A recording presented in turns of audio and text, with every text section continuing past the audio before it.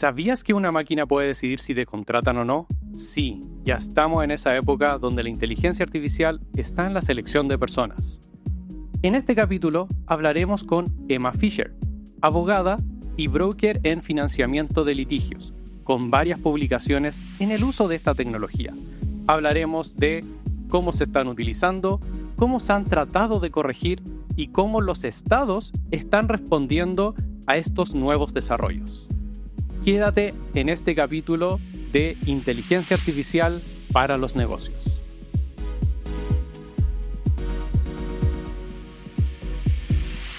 Emma, muchísimas gracias por acompañarnos en este capítulo. Vamos a ver varias cosas interesantes sobre inteligencia artificial y cómo se utiliza para segmentar gente, discriminar gente. Hartos temas que son bien delicados al final en la vida de cualquier persona. Pero me gustaría partir por tu principio, es decir, ¿cómo llegaste a interesarte en la tecnología dado que tú eres abogada? Claro, bueno, primero que nada, partir por dar las gracias, es un gusto estar acá. Y te diría que cómo partió todo es que siempre he sido una persona muy curiosa y siempre me interesó mucho la tecnología, siempre fui muy computina. Y la verdad es que una vez que me puse a estudiar Derecho, me di cuenta que esta área, si bien puede ser muy positiva, ¿verdad? Optimiza procesos, puede ayudar a las personas de muchas maneras, también tiene varios problemas y vacíos legales que puede afectar particularmente a personas en situación vulnerable. Y eso es lo que a mí me interesó. Entonces, por decirlo de alguna manera, ahí es donde empezaste a ver cierto riesgo social justamente con el uso de la tecnología en el análisis de personas, ¿o no? Totalmente. Comenzando ya con el tema propiamente tal de esta discriminación que al final existe en todas partes. Uno selecciona personas para el trabajo, uno selecciona personas, no sé, bueno, antes existía acá en Chile la selección en los colegios y distintas cosas, y uno pensaría que la máquina no debería tener sesgo y por tanto debería poder hacer una mejor selección para cualquiera sea la situación. ¿Por qué eso no es así? Sí, hay una tendencia que tienen las personas a pensar que porque el código, la máquina, tiene una neutralidad tecnológica debido a que utiliza lógica y matemática. Y por ende cualquier decisión que pueda tomar un mecanismo automatizado de decisiones de todas maneras va a ser neutro y objetivo y por ende correcto. Claro. Y eso la verdad es que no es así, toda vez que los algoritmos aprenden de datos creados por personas y por ende replican exactamente las mismas desigualdades que existen en la sociedad. Entonces, en ese sentido, es muy interesante porque en las decisiones humanas es muy fácil detectar cuando alguien está discriminando a otro, por ejemplo, o cuando existen efectos discriminatorios. Pero en los algoritmos sucede que, producto de que son un black box, ¿verdad? Y que son opacos, las decisiones no son tan fáciles de determinar cuándo han sido discriminatorias en realidad. Exactamente. Existe este como misterio de realmente cuál fue la variable, y eso le llama black box, cuál fue la variable que determinó de, ok, ¿te selecciono o no te selecciono para X cosa? ¿Es así o no? Totalmente. Perfecto. Entonces, ¿la máquina puede llegar a ser racista o clasista? Yo te diría que en los hechos sí, porque puede llegar a llegar a conclusiones o decisiones discriminatorias, clasistas o racistas, pero no existe una intención, ¿cierto? Ok. Porque, de nuevo, aprende de patrones discriminatorios previos. Y les voy a dar un caso. Perfecto. Que es bastante famoso. Caso emblemático del año 2016 en los Estados Unidos, que es el algoritmo COMPAS, que evaluaba los riesgos de reincidencia a imputados y les otorgaba un puntaje para saber si les daban parole, que esto es libertad condicional, ¿no? Ok. Y lo que pasaba es que personas en situación comparable se les daba un puntaje más alto cuando eran personas no blancas. Y por ende se asumía que hay una mayor probabilidad de que iban a reincidir. ¿Ya? Ok. Pero en todo caso quiero ser súper clara que el sesgo no está en la máquina en sí mismo, en el código, sino que está en los datos que se utilizan. Cuando tú dices que están en los datos, obviamente nosotros hemos hablado en otros capítulos de que el entrenamiento se hace con datos que existen. Ok, En ese sentido, es más bien una réplica de juicios anteriores o decisiones anteriores que ha pasado, y eso es lo que está o exacerbando o simplemente imitando. Sí, absolutamente. Y de hecho te puedo dar otro ejemplo. Ok, perfecto. Y este ejemplo es un hilo conductor en el artículo que coescribí con el profesor Alberto Cudú, en un artículo que se llama Probar lo invisible. Y básicamente este ejemplo parcialmente está basado en algo que me pasó a mí. Y básicamente una abogada postula a un estudio jurídico y sube su currículum y es filtrado por un algoritmo de selección de personas, ¿cierto? Ok. Y este algoritmo es entrenado sobre los datos del propio estudio. Y en este estudio, históricamente, solamente contratan a hombres de ciertas universidades. Entonces el modelo aprende que el candidato ideal es un hombre de una de 3 universidades. Claro. Entonces el resultado ahí es que existe una discriminación, pero que es invisible. Sería muy difícil para que esa joven abogada pueda determinar o incluso saber que esa decisión fue tomada por medios automatizados de selección. Perfecto. Y justamente en ese sentido, ¿cómo alguien podría llegar a probar de que está siendo discriminado por una máquina? Porque al final igual hay secretos bancarios, hay secretos de empresa, hay secretos de lo que sea, de los procesos obviamente internos. ¿Cómo uno puede llegar a poder establecer de que está siendo discriminado por una máquina y además entender por qué está sucediendo eso? Una muy buena pregunta. Te diría que incluso tenemos que ir un paso más atrás. ¿Ya? Porque muchas veces la propia persona ni siquiera sabe de que hubo intervención de un algoritmo sobre esa decisión. Eso es lo primero. Después tampoco necesariamente sabría qué datos suyos personales se utilizaron para llegar a la decisión, ni cómo esas variables fueron tomadas para llegar a esa solución, a esa decisión. Entonces, esa persona se enfrenta a un sistema cerrado, opaco, protegido por secretos comerciales, propiedad industrial, intelectual, y un lenguaje totalmente técnico. Claro. Y al final, esto es un problema también jurídico, porque existe una falta de acceso a la evidencia que sería clave para que esta víctima o persona afectada pueda presentar su caso. Y el problema es que el derecho probatorio hoy en día, el chileno por ejemplo, pero a nivel mundial en general, no se adapta a estos contextos. Y ese es el problema. Ah, claro. Es decir, en este momento, estamos hablando así como del presente 2025, no existe, al menos en Chile, una legislación que establezca o que obligue cierta transparencia en estos procesos de selección, cualquiera sea. Mira, o sí existe. Está la reforma a la Ley de Protección de Datos, la Ley 21.719, que entra en vigencia el 2026, en diciembre. Ya. Por lo que técnicamente no está en vigencia todavía. Pero sí, pero me gustaría hablar de eso un poco más adelante, porque es una gran ley y creo que hay mucho que hablar al respecto. Sí, de hecho sería buena idea como establecer cuáles son los cimientos primero de esto y ver en qué están los países para solucionar justamente esta situación. Pero siguiendo en el sentido de, ok, de alguna forma, no sé, yo me entero de que mi currículum pasó por un sistema automático y que fui rechazado. Digamos que tengo alguna forma de probarlo. ¿Existe al menos jurisprudencia en la práctica? ¿Se han presentado casos de ese estilo o cómo se presentan? ¿Existe algo, por lo menos en ese sentido, por ahora? En los Estados Unidos hay un caso de Amazon que es bastante parecido al ejemplo que utilicé de la joven abogada, donde me parece que fue el 2018, en Amazon se utilizaba un algoritmo de selección de personas y también tenía un sesgo en contra de las mujeres nuevamente. Okay. Y es un poco lo mismo. Básicamente, como se entrenaba el algoritmo de datos históricamente utilizados por Amazon y las personas que habían sido contratadas en Amazon eran hombres, por ende se rechazaban las candidatas mujeres porque no cumplían con ser ese perfil de candidato ideal. Y eso me parece que hubo un caso judicial al respecto y se tuvo que eliminar el sistema, ese algoritmo.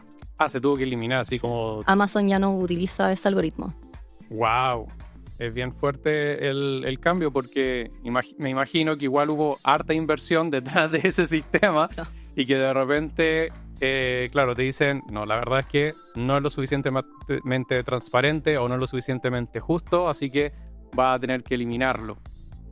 Pero yo creo que eso es parte de los aprendizajes que se dan con el uso de estas nuevas tecnologías. Claro. Y eso también pasa con las leyes que se han tratado de promulgar también para regularlas. Exactamente. En este mismo sentido, ya que vamos a que han existido estos casos de discriminación y que al final, al parecer, se establece que ha sido por sesgo más que por otra cosa, se habla también de tener un humano en el proceso, como el human in the loop. ¿Cómo eso mejora justamente estos procesos de selección? ¿O cuál es el objetivo que tiene el humano dentro de estos procesos? Bueno, el derecho a la intervención humana, que así en general ha sido conocido, es el derecho a que una decisión automatizada sea revisada por un humano. Okay. Entonces esto significa que cuando, por ejemplo, tú pides un crédito en el banco, la decisión de si se te otorga ese crédito no pase solamente por el algoritmo, sino que también hay una persona ahí que pueda entender cómo el algoritmo lleva esa decisión, pueda impugnarla, pueda cambiarla, o más que nada entenderla y darle un visto bueno. El problema es que muchas veces esa intervención humana, que es exigida, por ejemplo, en el Reglamento General de Protección de Datos de la Unión Europea, en el artículo 22, muchas veces termina siendo simbólica y meramente un formalismo. Entonces una persona común y corriente, no sé, de recursos humanos, por ejemplo, que no tendría por qué saber sobre códigos, podría decir, esta decisión parece que está bien, claro, pero termina siendo muy discriminatoria contra ciertas personas. Entonces ahí también hay que configurar ese derecho de una manera para que pueda ser efectivo. Es decir, de momento hay intervención humana donde se ha implementado, pero termina siendo un formalismo. Claro. ¿Hay alguna forma o se ha hablado de cómo podría mejorarse eso? Quizás ser una persona más capacitada o entrenada particularmente. ¿Cómo se ha hablado respecto a eso para que la intervención humana tenga sentido? Claro. Y no sea simplemente alguien haciendo check? Sí, totalmente. De hecho, eso lo escribimos en un artículo con Pablo Violier. Uh-huh. Y básicamente analizamos este mismo problema, donde vimos que este revisor está muy limitado. No entiende cómo funciona el algoritmo, no entiende cuáles son las variables que se utilizan ni cómo, y no tiene autonomía real para poder cambiar ese resultado. ¿Y por qué? Porque jerárquicamente probablemente no tiene la capacidad ni el poder, porque depende de superiores o de protocolos que le impiden modificar la decisión. Y además, técnicamente, probablemente no tiene esa autonomía, dado que está sujeto al criterio del propio algoritmo. Claro. Y cómo se sopesan ciertas variables contra otras. Así que, en ese sentido, todo esto se vuelve una formalidad y la ley tiene que garantizar alguna especie de evaluación justa y transparente. Y también me gustaría agregar que en esta misma reforma a la Ley de Protección de Datos, que entra en vigencia en diciembre del 2026, se incorpora este derecho en el artículo 8 bis. Ok, ¿de qué se trata eso en particular? Sí, eso en particular, básicamente se consagra explícitamente el derecho a una revisión humana significativa, porque también aquí quiero mencionar que el derecho a la intervención humana es lo que se puede conocer como un derecho bisagra, en el sentido de que permite el ejercicio de otros derechos que son importantes para proteger a personas contra discriminaciones algorítmicas, por decirlo de alguna forma. Y además, este artículo 8 bis no solamente consagra eso, sino que también consagra el derecho que tiene el titular del derecho a expresar su punto de vista respecto a la decisión y también solicitar efectivamente que un humano la revise. Así que va incluso más allá y por eso se dice que es significativo. Ese adjetivo de significativo tiene igual cierto detalle de lo que debería entenderse por significativo, entonces. Claro, tiene que ser una revisión sustancial y, como decíamos antes, no una mera formalidad o lo que nosotros denominábamos token human intervention. Claro, hay ahí una clara respuesta del Estado chileno justamente al uso de las tecnologías en general, y afortunadamente tiene este segmento particular en cuanto al uso de algoritmos para poder segmentar o seleccionar personas. Pero a nivel mundial, ¿cómo han estado, ya sea los estados países me refiero, o unidades administrativas dentro de cada uno de los países, respondiendo o quizás previniendo este tipo de problemas en la selección de personas? Bueno, en particular existe una ley bastante pionera, que es la Ley Local 144 de la Ciudad de Nueva York, y esa entró en vigencia en julio del 2023. Y esa es una ley muy interesante porque fue una intervención de múltiples actores, la sociedad civil, ONGs, empresas, políticos, etcétera, que intervinieron en este. De hecho, efectivamente no es una ley, es un reglamento con rango administrativo. Pero se llama ley local, esa es la traducción. ¿Igual obliga a las personas o a las empresas a seguirlo, o es más bien una mera guía? No, establece una prohibición bastante clara de que ¿qué es lo que prohíbe? Prohíbe que empresas o agencias de reclutamiento que vayan a contratar personas en la ciudad de Nueva York utilicen herramientas automatizadas de reclutamiento si es que no tienen auditorías independientes anuales, la publicación de dichos resultados en sus páginas web y la notificación de los postulantes cuando se esté utilizando la inteligencia artificial para su selección antes del proceso. Entonces, lo que hace esta ley básicamente es que hace que la transparencia sea la obligación. Y si te está gustando este episodio, ayúdanos a crecer y así llegar a más personas. Si estás en Spotify, abre la aplicación desde tu celular, selecciona nuestro programa Inteligencia Artificial para los Negocios, pincha en los 3 puntitos y dale una valoración de 5 estrellas. Por otro lado, si estás en YouTube, dale like y suscríbete. Gracias por todo tu apoyo y por hacer este podcast cada vez más conocido. Pareciera que como que lo pensaron bien y ataron todos los cabos sueltos. ¿Realmente es así? ¿Tiene en verdad ciertas limitantes? ¿Cuál es en la práctica? ¿Cómo funciona eso o cómo no funciona eso? La verdad es que tiene muchísimas limitaciones y esto lo analizamos con el profesor Alberto Cudú en ese mismo artículo de Probar lo Invisible, y básicamente te diría que son unos 6 puntos que me gustaría mencionar. Primero, la ley define de manera bastante ambigua una definición que es clave, que es qué es lo que es esta herramienta automatizada de reclutamiento. Y el problema que eso produce es que muchas empresas a las cuales les debería aplicar esa ley pueden eludir su alcance, dado que ellos dicen, bueno, es que nosotros no utilizamos un algoritmo de esta manera, por ende no nos aplica. Y en ese sentido, el 2024... En junio del 2024, después de unos 11 meses de funcionamiento de esta ley, se hizo un estudio aleatorio de 551 empleadores que deberían estar sujetos a esta ley. Se eligieron aleatoriamente a 391 y solamente 18 publicaban los resultados de sus auditorías de impacto en sus páginas web, y solamente el 13 notificaba a las personas que se estaban utilizando herramientas de reclutamiento automatizadas.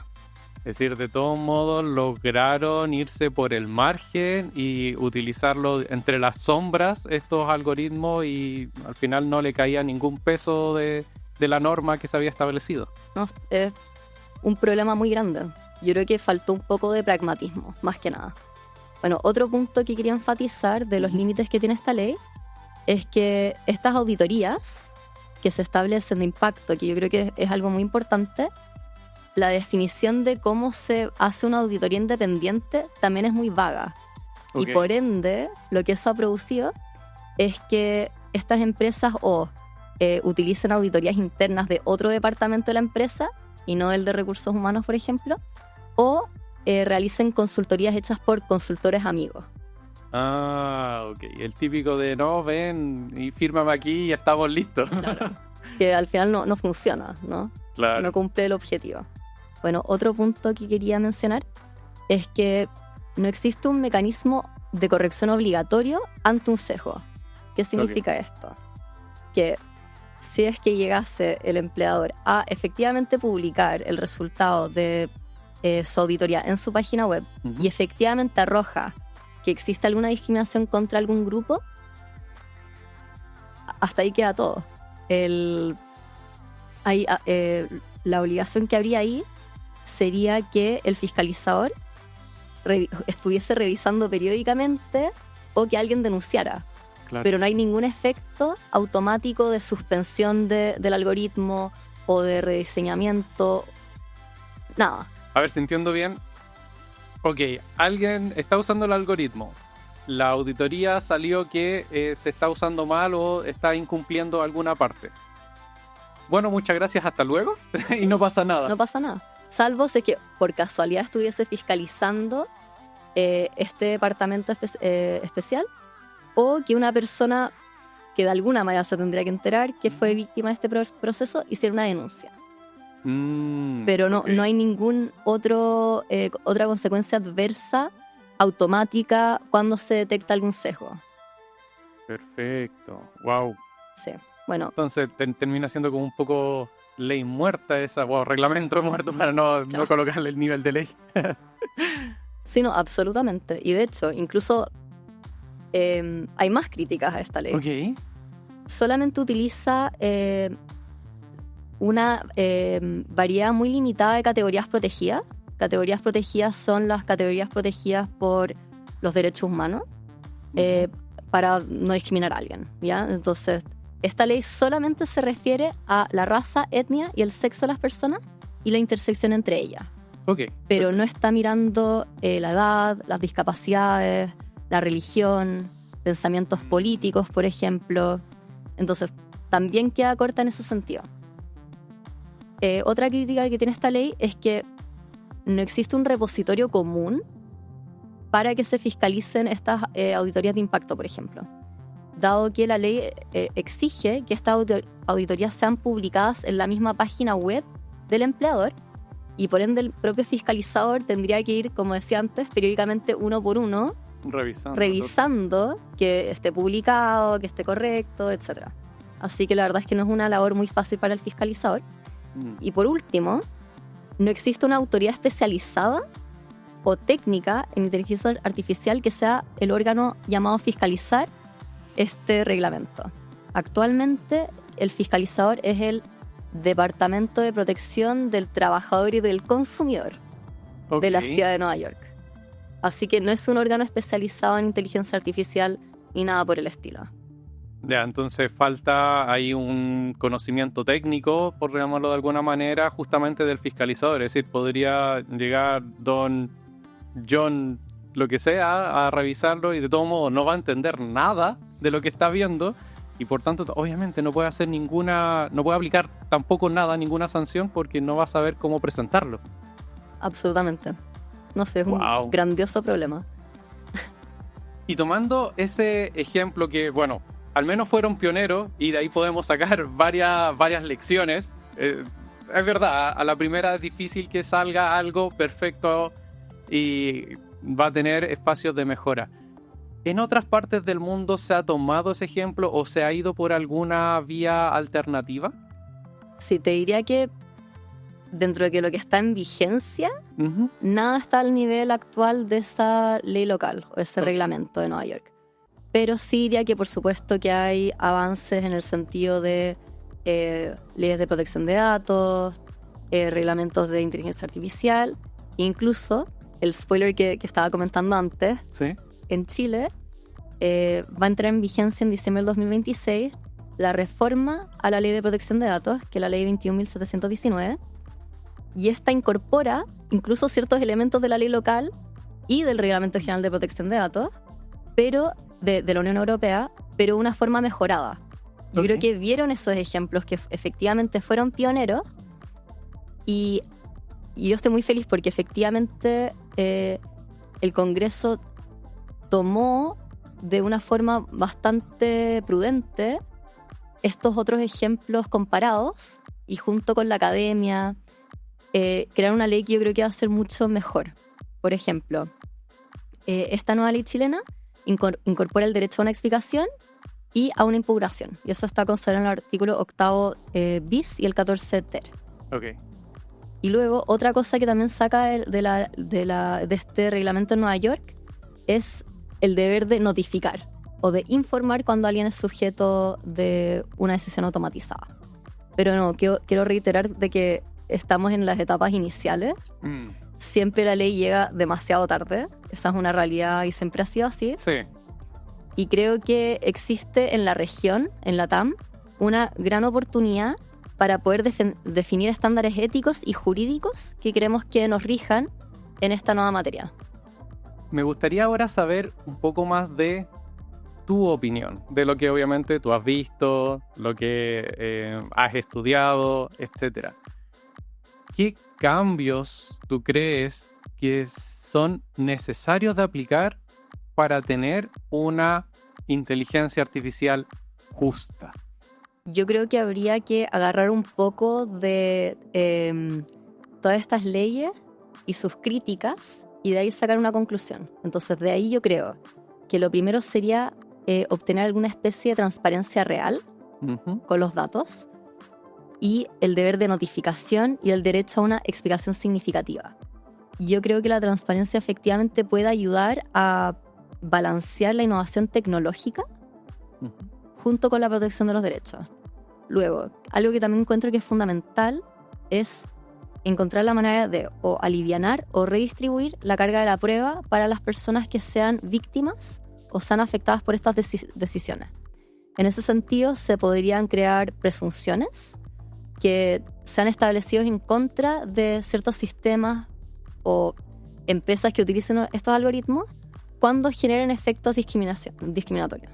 Okay. Luego me parece que diseñar un sistema regulatorio robusto es clave, con definiciones claras, sanciones efectivas, mecanismos de corrección y agencias especializadas. Eso yo creo que es muy importante y me parece que la ley que va a entrar en vigencia en Chile hace mucho de eso. Así que por ese lado estoy muy feliz. Y algo que yo creo que no se habla tanto es una educación digital. Creo que sería muy importante que los ciudadanos se empoderen y entiendan que tienen derechos en contra de las decisiones automatizadas. Porque al final ahora casi todas las empresas están utilizando estos mecanismos, claro, donde se toman decisiones tan importantes para las personas, un crédito, un beneficio social, sí, esto de la reincidencia penal, ¿cierto? Y pueden afectar derechos que para las personas son los más importantes.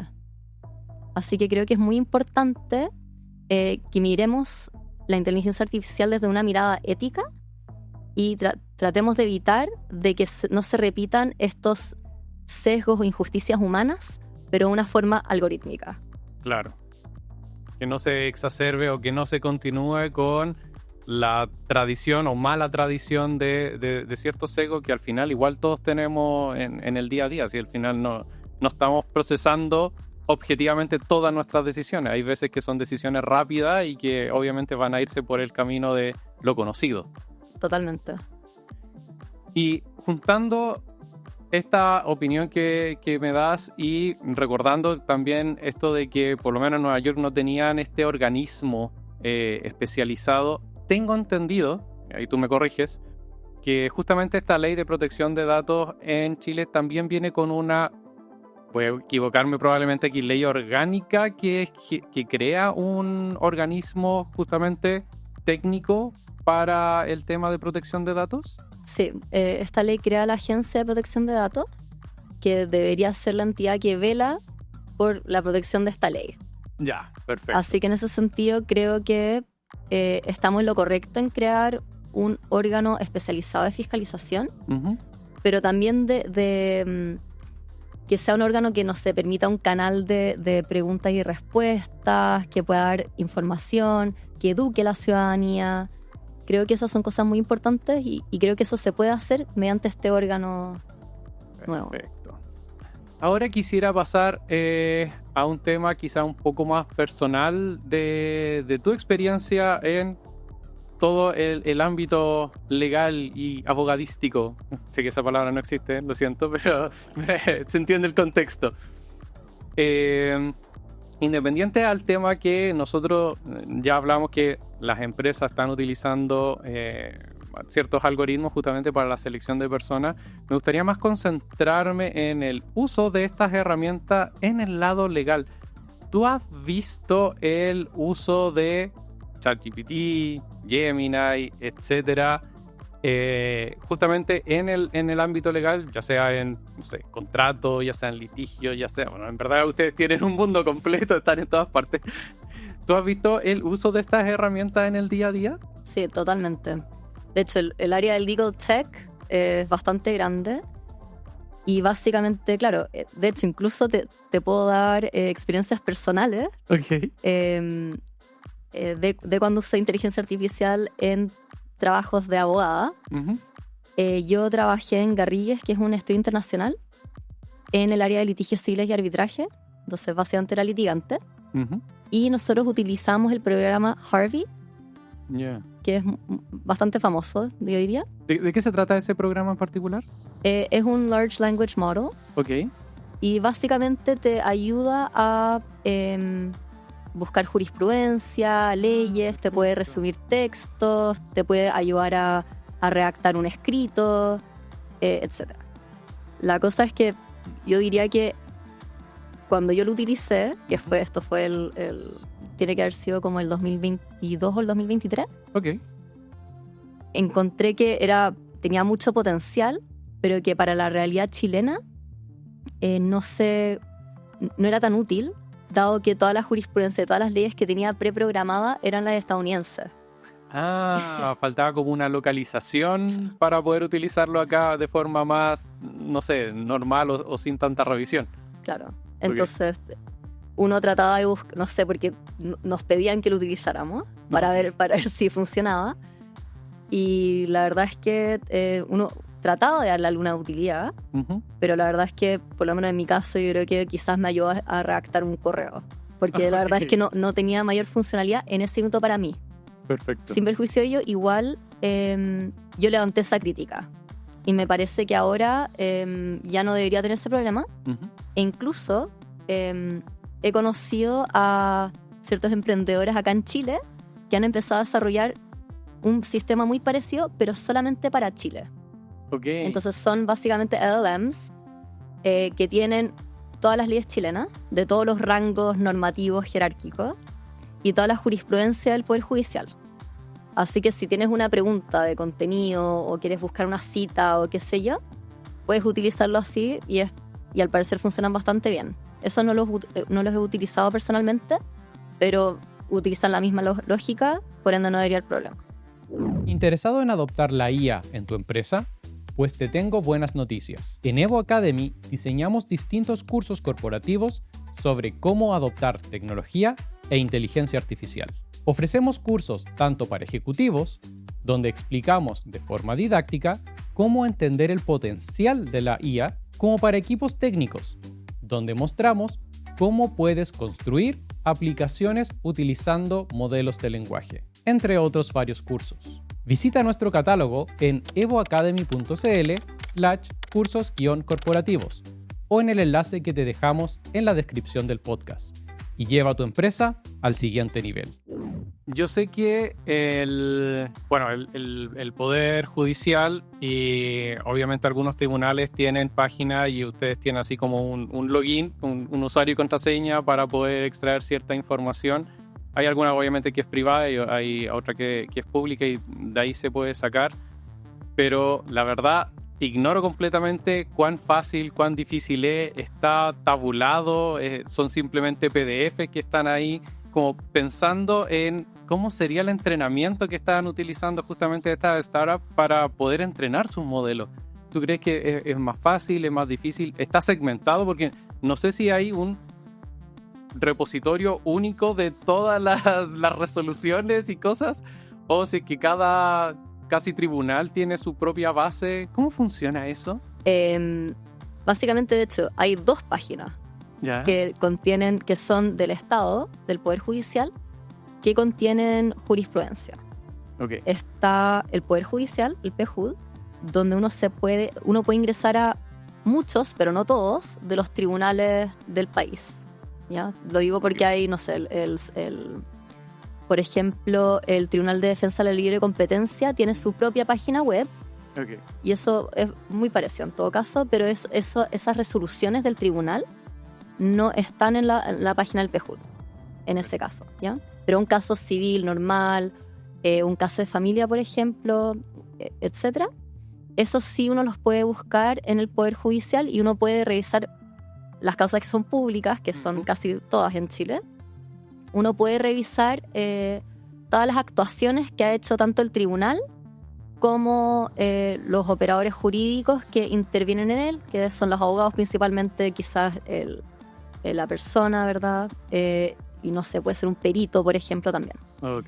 Luego existe esta otra página que se llama Bases Jurisprudenciales del Ya. Poder Judicial, que te diré que es algo bastante nuevo. Ok. Debe tener también unos 2 o 3 años. Ah, wow. Y ahí básicamente lo que uno puede hacer es encontrar jurisprudencia, o sea, decisiones de diferentes tribunales, pero solamente te enseña una sentencia definitiva. Ya. Entonces, en ese sentido, yo creo que la idea es que sea un poco más ágil para las personas encontrar jurisprudencia adecuada, pero te diré, en mi experiencia personal, tiene varias fallas y todavía no creo que esté listo para salir y para funcionar correctamente. Pero me gustó mucho saber que el Poder Judicial está interesado en buscar formas tecnológicas para ayudar a las personas y a los abogados Ujú.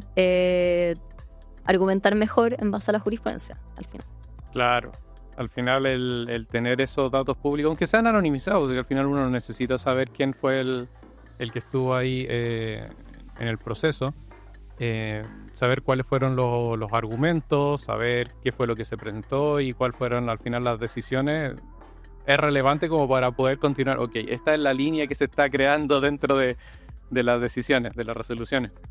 Bueno, y yo creo que ya yéndose así como a la unidad más pequeña que sería, no sé, el juzgado de policía local, eso debe estar así como todo digregado. Debe ser un mundo totalmente aparte y un poquito desordenado, ¿no? Cada juzgado de policía local, que es un tipo de tribunal de una jerarquía inferior, que es para cada comuna en general. Cada uno, lo que nosotros decíamos cuando trabajaba en este estudio internacional, era que cada uno funcionaba como un feudo. Ya, perfecto. Porque la verdad es que, de hecho, algunos tienen una plataforma digital, pero no hay ninguna conexión con el Poder Judicial ni nada en cómo opera. Y uno tiene muchas veces que ir en persona, hablar con alguien, presentar, muchas veces, ahora que me acuerdo, presentar escritos en papel para que el funcionario lo fotocopie y ahí lo suba a la carpeta digital.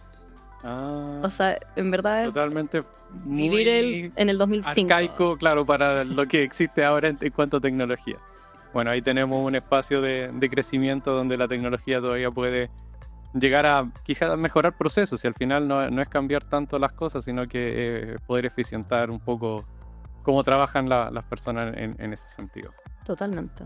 De todos modos, pese a todo esto y viendo que todavía hay oportunidades, ¿tú crees que lo que estamos viendo ahora, la inteligencia artificial generativa, ChatGPT, Gemini, la tecnología de RAG, que es justamente sacar información de bases de datos, tiene potencial para justamente ayudar a todo el proceso judicial, ya sea aquí o ya sea en Latinoamérica completo, o ya sea en el mundo? O sea, absolutamente. Yo creo que en general siempre tener más datos y más información es mejor.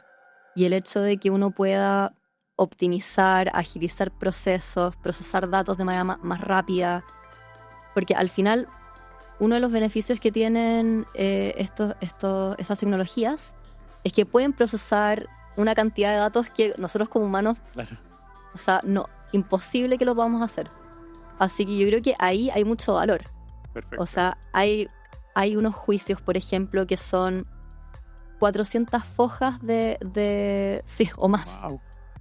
de escrito. Entonces el hecho de que tú como, no sé, un procurador, un junior, qué sé yo, puedas utilizar esa tecnología para ayudarte a encontrar la información que necesitas, y al final es eso. Yo creo que va a ser muy útil. Además, encontrar jurisprudencia. ¿Cuántas sentencias deben haber en Chile? Deben ser, o sea, muchísimas. Ni siquiera podría adivinar cuántas son. Y el hecho de que existan estas herramientas yo creo que van a hacer que la profesión sea mejor. Pero eso no quita a que tenga riesgos. Claro. Y que hay que tener mucho ojo, por ejemplo, con las alucinaciones, con, bueno, equivocarse uno. Por ejemplo, si uno fuera un procurador, uno quizás no tendría el entrenamiento o el pensamiento crítico que tiene un abogado que tiene un poco más de experiencia para poder darse cuenta que quizás lo que está diciendo quizás no es una alucinación, pero no es lo correcto. Sentido, claro. No es jurídicamente correcto. Okay. Así que creo que hay que tener mucho ojo. Pero definitivamente creo que nos va a ayudar a todos. Súper. Quisiera dejar la última pregunta ahora abierta, ya no tan dirigida.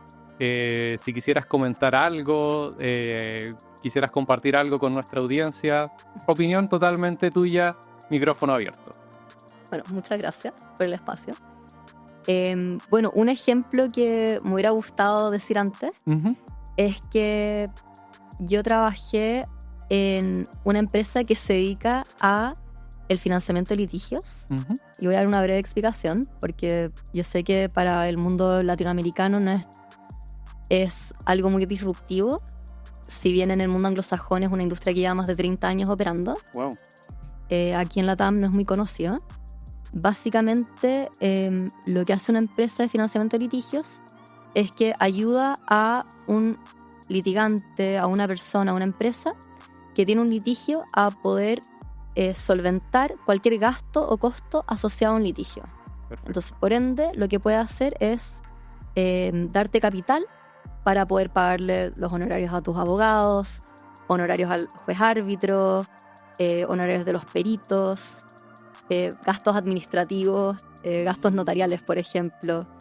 Así que lo que hace es básicamente trasladar el riesgo de monetario, ¿cierto?, del reclamante a un tercero, que es esta empresa de financiamiento, que al final lo que pasa es que si tú ganas el litigio, esta empresa cobra un porcentaje sobre lo recuperado.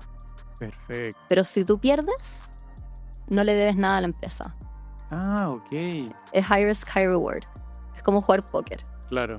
Es muy entretenido. Oh, es súper interesante. Desconocía completamente ese servicio que existe. No es un nicho total. Y yo trabajé en una empresa que hacía el financiamiento de litigios. Y además ellos tienen una particularidad de que utilizaban tecnología propietaria para todo su proceso. Ok. Entonces tenían una plataforma que se llama Case Miner, que tenía varias pestañas con diferentes funciones. Por un lado había un CRM, ¿verdad? Un Client Management System. Claro. Por otro lado había una pestaña de carga de leads, por ejemplo. Había otra pestaña para ir viendo el avance de cada caso. Si es que se había ganado, se había perdido, cuánto se había recuperado, por ejemplo. Y yo creo que algo lo que pertiene a lo que estábamos hablando antes, cómo se encontraban los casos. Porque obviamente esto era muy importante porque, como lo acabamos de ver, en LATAM no es una industria muy conocida. Claro. Entonces, una de las maneras que teníamos para encontrar nuevos casos era usar un scraper del Poder Judicial. Ah, perfecto. Entonces, lo que hacíamos era que poníamos ciertos filtros, ciertas cosas que nosotros buscábamos, como cierta cuantía, cierta instancia. Por ejemplo, si era un caso que está en segunda instancia o estaba en etapa probatoria, para poder determinar en cuánto tiempo se va a terminar el caso. Claro. Y filtrábamos con ese tipo de cosas para poder luego enviarle un correo automatizado también. Perfecto. A la empresa o el abogado o la persona que estaba llevando adelante esa causa para ver si es que les interesaba esto. Ay, claro, automatizaron justamente esa parte como para poder encontrar estos casos que a la empresa o a este broker le interesara justamente financiar. Exacto. Porque ese era el problema. Al final, por supuesto que... Claro, porque buscar en un mar de cosas Sí. que pasan todos los días suena como bien imposible. Claro. No, y además que todos estos fondos a nivel mundial, obviamente cada uno tiene sus propios criterios. Hay algunos que solamente financian casos de propiedad intelectual, por ejemplo. Ok. Hay otros que les da lo mismo y son muy abiertos. Hay otros que solamente financian casos cuando ya están en fase de ejecución. O sea, la verdad es que hay una variedad enorme, Claro. pero precisamente una de las barreras que tiene es cómo encontramos esos casos que podrían encajar. Así que esta es una forma de hacerlo. Súper interesante. Emma, muchísimas gracias por estar en este capítulo y aclararnos varias dudas que teníamos ahí pendientes a todo nuestro auditorio y para nosotros también. Así que aquí, en todo el equipo, te agradecemos por esta entrevista. No, muchísimas gracias por la oportunidad. La verdad es que ha sido un placer. Y a ustedes también, muchas gracias por quedarse hasta el final del capítulo. Recuerden, cualquier comentario, cualquier duda la pueden colocar ahí en el box de comentarios. Y nos vemos en el siguiente episodio de Inteligencia Artificial para los Negocios. Nos vemos.